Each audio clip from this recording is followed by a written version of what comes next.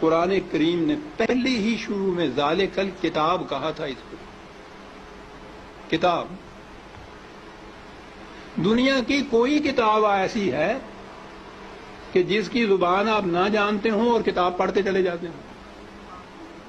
کوئی کتاب آپ بتا دیجیے.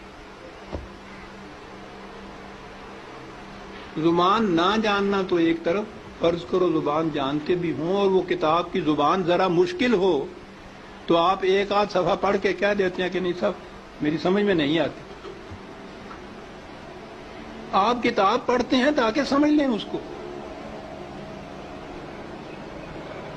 خدا نے بار بار کہا ہے کہ ہم نے اس کو لسان عربی مبین میں واضح طور پر اس کو بیان کیا، لعلکم تعقلون، تاکہ تم سمجھ سکو.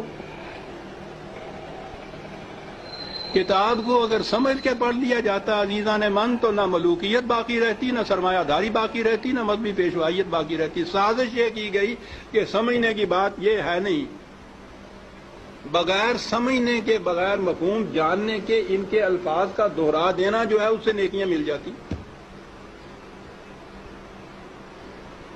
ایسا چکر دیا کہ کتاب کا سمجھنا جو تھا، سمجھنا کتاب کا بے معنی ہو گیا.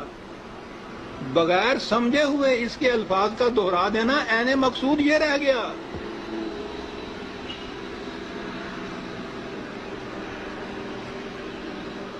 اعلیٰ سے اعلیٰ درجے کی کسی طبیب، حکیم کی، فلاسفر کی نسخوں کی کتاب، ہر مرض کا نسخہ جہاں لکھا ہو اس کے اندر، آپ اس کو سمجھے نہیں اس زبان کو اور وہ نسخے زبانی یاد کر لیں اور صبح اٹھ کے ان کو نسخوں کو رٹتے رہیں، شام تک بولتے رہیں. کچھ پتہ نہ ہو آپ کو کہ سونف کسے کہتے ہیں، ترنجبین کیا ہوتی ہے، اور پڑھتے چلیں. کیا مرض کی شفا مل جائے گی اس طرح سے؟ اس کتاب کا مصرف مقصد پورا ہو جائے گا؟ میں نے کہا ہے ابھی کہ ہے کوئی دنیا میں اور کتاب جس کے ساتھ یہ کچھ آپ کرتے ہوں؟ عزیزان من، اس کتاب عظیم نے کیا لیا ہے کہ ہم اس کے ساتھ یہ کرتے ہیں جو کسی کتاب کے ساتھ نہیں کرتے؟ یہ سب اس لیے کہ یہ سمجھ میں نہ آ جائے، کہیں ہو نہ جائے آشکارا شرع پیغمبر. کہیں یہ آج ہی کی سازش نہیں ہے، شروع سے چلی آ رہی ہے. یہ لگا دو اس لائن کے اوپر کہ دہراتے جاؤ اس کو ساتھ بغیر سمجھے. نہ وہ آگے جو امام کھڑا ہوتا ہے حافظ، اس کو پتا ہوتا ہے میں کیا لفظ دہرا رہا ہوں، نہ یہ سننے والوں کو پتا ہوتا ہے کہ یہ الفاظ کیا معنی رکھتے ہیں. دونوں ہی مطمئن ہوتے ہیں کہ ثواب حاصل ہوتا ہے. اس کتاب کے ساتھ کیا چیز؟ تو ہم میں اور ان میں کیا فرق ہے جن کے پاس وہ کتاب نہیں ہے؟ فرق یہ ہے کہ ہم دوہرے مجرم ہیں.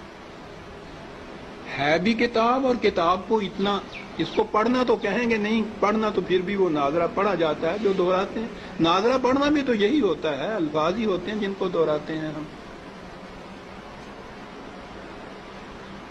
یہ کتاب ہدایت تھی، یہ وہ نقشے اس میں دیے ہوئے تھے کہ فلان دوراہے پہ پہنچو تو دائیں کی طرف مڑ جاؤ تو اس طرف جاؤ گے، بائیں کی طرف کا راستہ اس طرف چلا جائے گا. نہیں سمجھتے اس کو. ہر مرض کی شفا تھی اس میں، دورائے چلے جا رہے. یہ ایک پورا ریلا حفاظ جسے کہتے ہیں، صرف حفظ کیا ہوا کچھ معنی نہیں جانتے. اسی میں وہ پھر قاری آ جاتے ہیں، حفظ بھی کیا ہے، پڑھتے بھی ہیں، پھر قرأت کے ساتھ گا گا کے پڑھا جاتا ہے.